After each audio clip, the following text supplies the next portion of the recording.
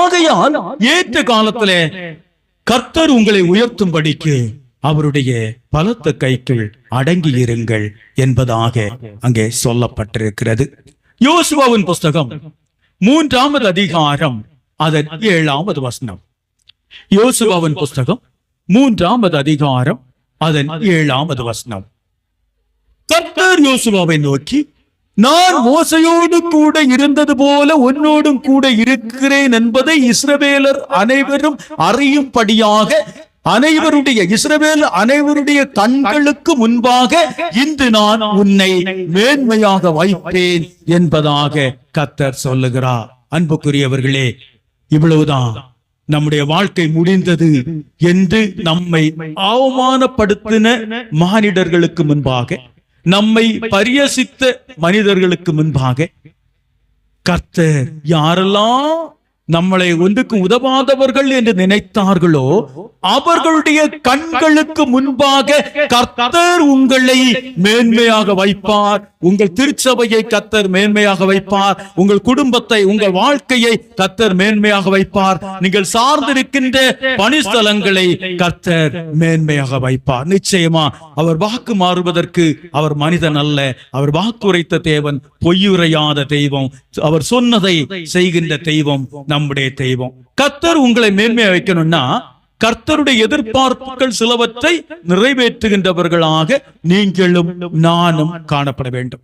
ஒரு மனுஷன் இன்னொரு மனுஷனை உதவி செய்யணும்னா அந்த உதவி செய்கிற மனுஷன், அந்த உதவி அவரிடத்திலிருந்து பெறுகிற மனுஷன் அவருடைய விருப்பத்தை நிறைவேற்றுகின்றவனாக காணப்பட வேண்டும் என்று அவர் விரும்புவார். அவருடைய எதிர்பார்ப்பு அப்படி இருக்கும். மனுஷனே அப்படி இருக்கிறான்னா உங்களையும் என்னையும் சிருஷ்டித்து ரட்சித்த கர்த்தர் நம்மை மேன்மையை வைக்கணும்னா அவர் நம்மிடத்தில் சில எதிர்பார்க்கிறது நியாயம் தானே? அந்த எதிர்பார்ப்புகளை நிறைவேற்றுகின்றவர்களாய் நாம் காணப்படும். அந்த எதிர்பார்ப்புல தான் நான் முதல்ல வாசித்தோம் அதே வசனம் 1 பேதுரு 5ஆம் அதிகாரம் 6ஆம் வசனம்.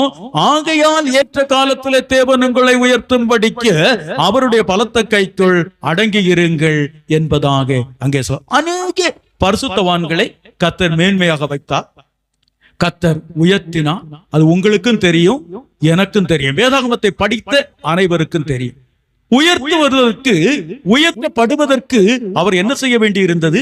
கர்த்தருடைய திட்டத்திற்கு, கர்த்தருடைய சித்தத்திற்கு, கர்த்தருடைய விருப்பத்திற்கு ஒப்பு கொடுத்து பல காலங்கள் அவருடைய பலத்த கைக்குள் காத்திருக்க வேண்டி இருந்தது, அடங்கி இருக்க வேண்டி இருந்தது. அப்படி இருந்தவர்களை கர்த்தர் மேன்மையாக வைத்தார். ஜோசேப்புடைய வாழ்க்கை நீங்க பாத்தீங்கன்னா எல்லாம் நமக்கு தெரியும். எப்படி எல்லாம் அவருடைய வாழ்க்கை இருந்தது, அவருடைய கஷ்டங்கள் எப்படி இருந்தது. அப்படிப்பட்ட அந்த மனிதனை நம்முடைய கர்த்தர் அவரை மேன்மையாக வைத்தார்.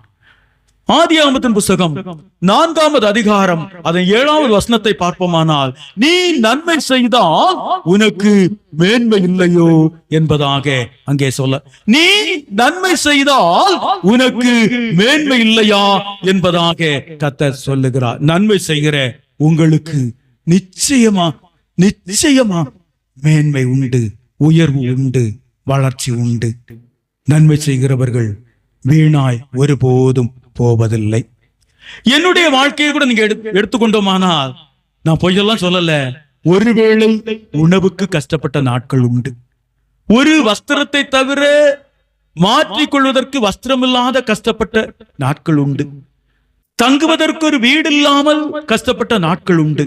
அப்படிப்பட்ட என்னையே கர்த்தர் மேன்மையை வச்சிருக்காருன்னா, ஒன்றுக்கும் உதவாத இந்த சமூகத்தால் அற்பமாக நினைக்கப்படுகிற என்னையே கர்த்தர் மேன்மையா வைத்திருக்கிறார்னா, சதா காலங்களிலும் அவரையே நம்பி இருக்கிற உங்களை கர்த்தர் மேன்மையாக வைக்க மாட்டாரா?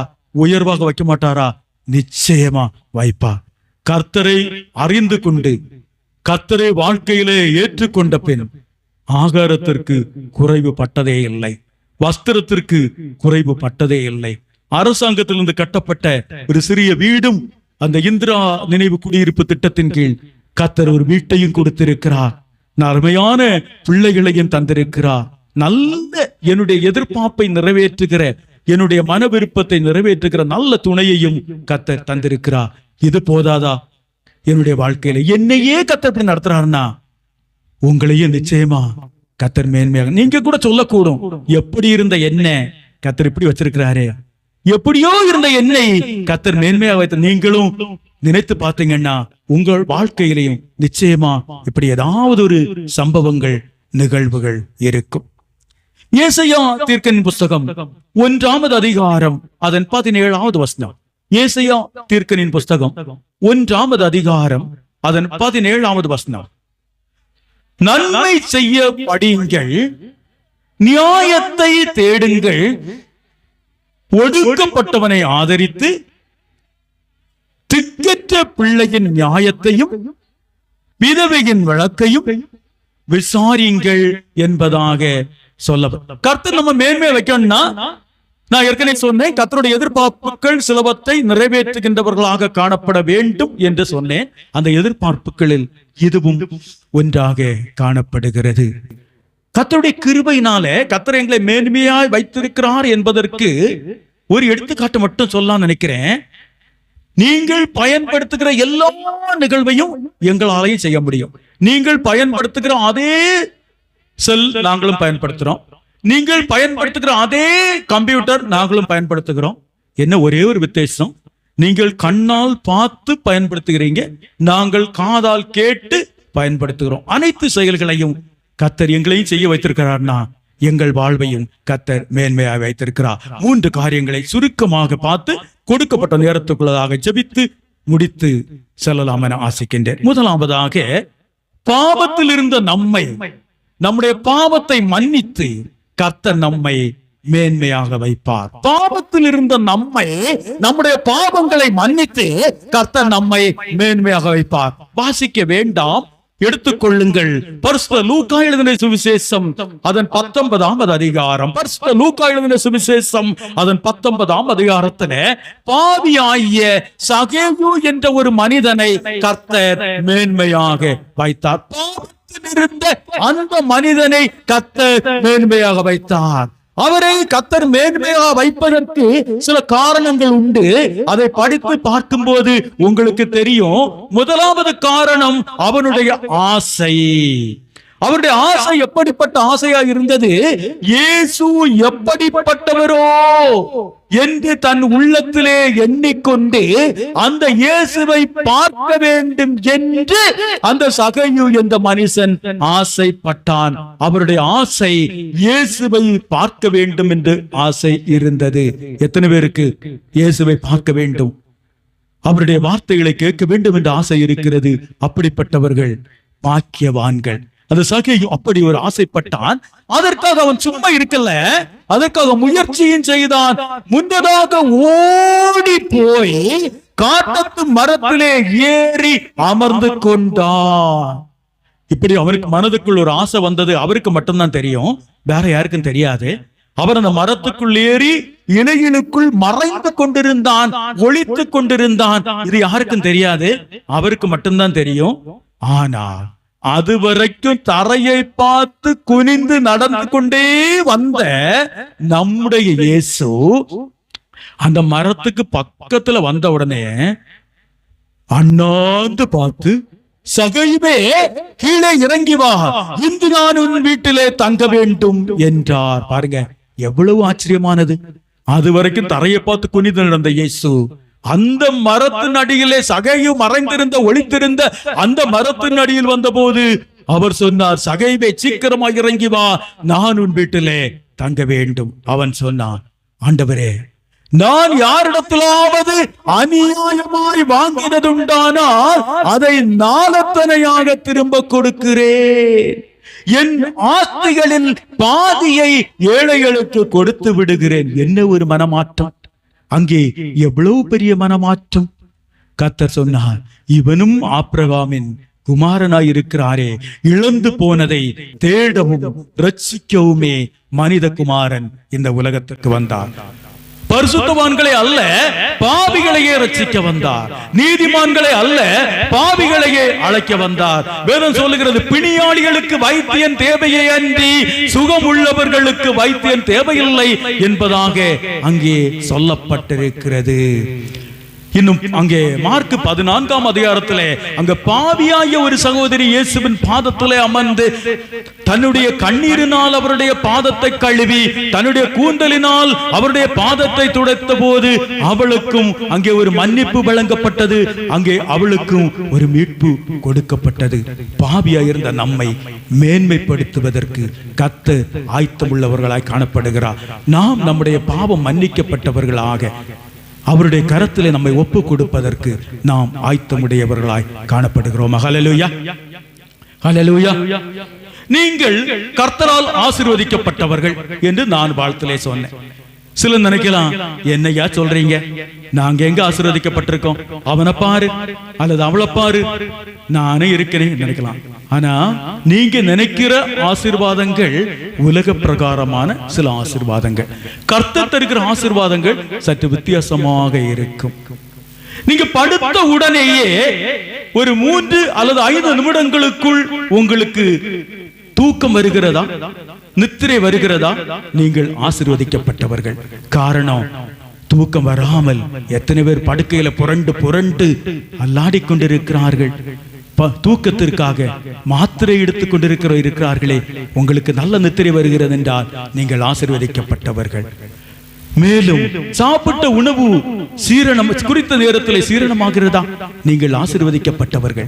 ஏற்ற வேளையிலே உங்களுக்கு நல்ல பசி வருகிறதா, நீங்கள் ஆசீர்வதிக்கப்பட்டவர்கள். அப்படிப்பட்டவைகளுக்காக மருத்துவத்தை நாடி செல்லுகின்றவர்கள் நிறைய இருக்காங்க.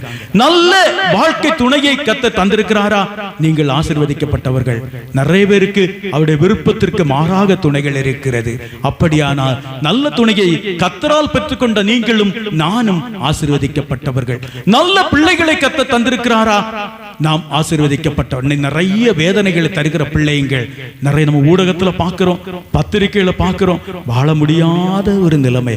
தற்போது கூட 12 மகளிர் ஒரு பாடசாலையில அவர்கள் தேவையில்லாத ஒரு வழக்காப்பு போன்ற நிகழ்வுகளை நடத்தி அதை செல்லிலே பதிவு செய்து போட்டதன் விளைவாக வகுப்பாசிரியர் பணி இடைநீக்கம் செய்யப்பட்டதையும் தலைமை ஆசிரியருக்கு விளக்கம் கேட்டு சித்தரிக்கை அனுப்பப்பட்டதையும் படித்து, இப்படி நிறைய நிகழ்வுகள் சொல்லிக்கொண்டே போகலாம். சில சொல்ல முடியாத வேதனை தருகின்ற நிகழ்வுகள் நிறைய இருக்கிறது.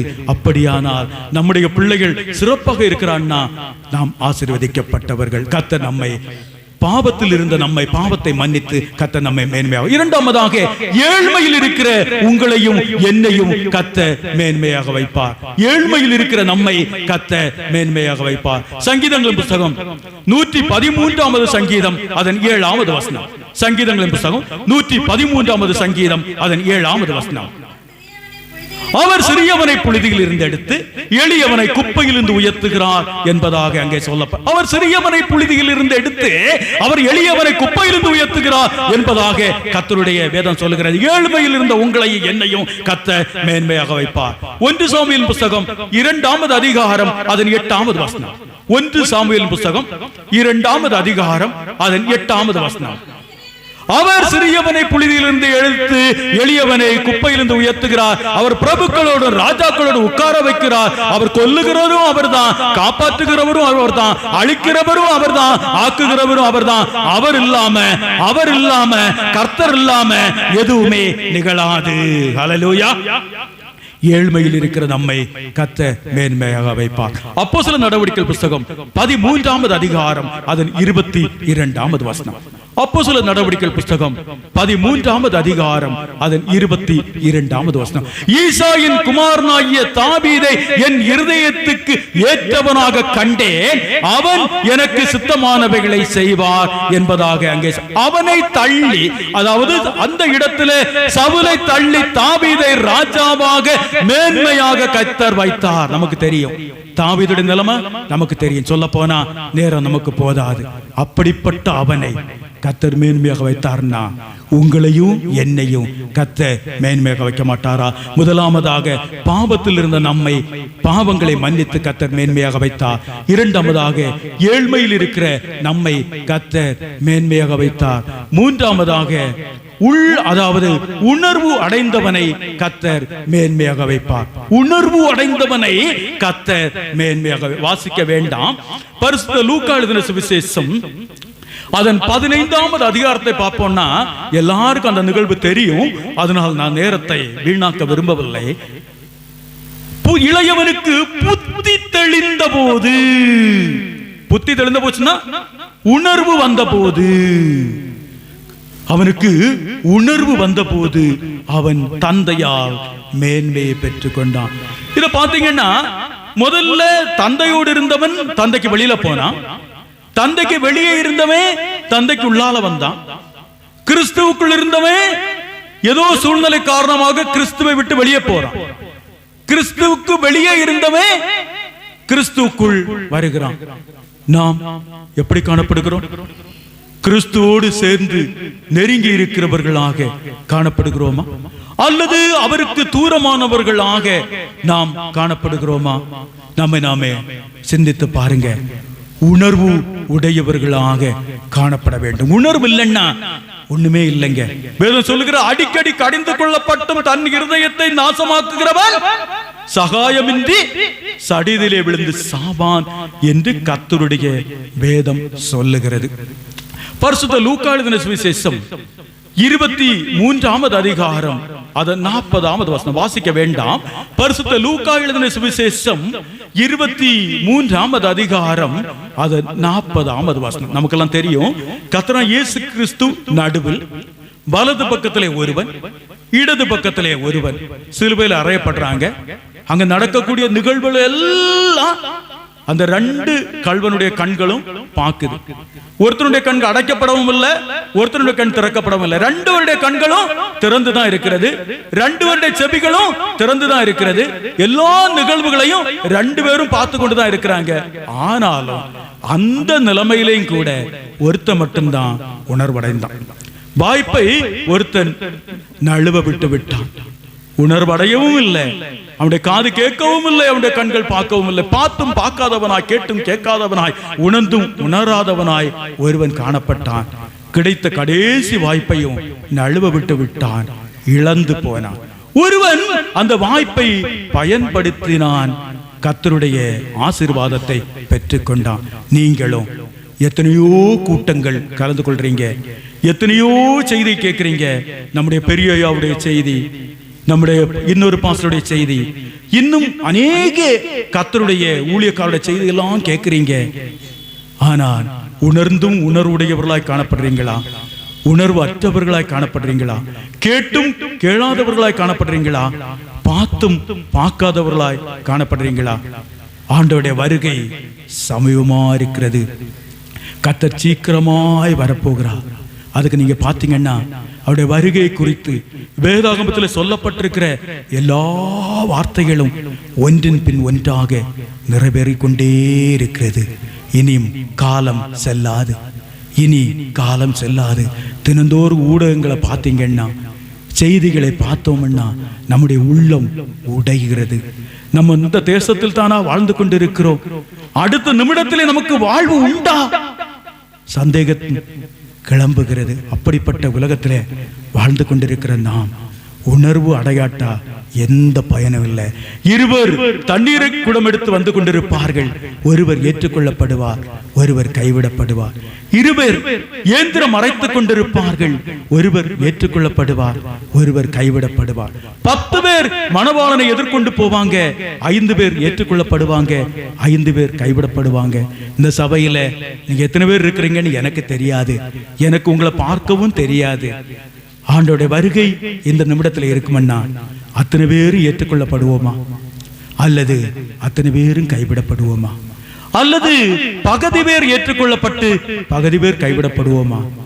நாமே சிந்தித்து பாருங்க. உங்க ஆத்துமாக்களுக்கு நீங்க தான் உத்தரவாதி.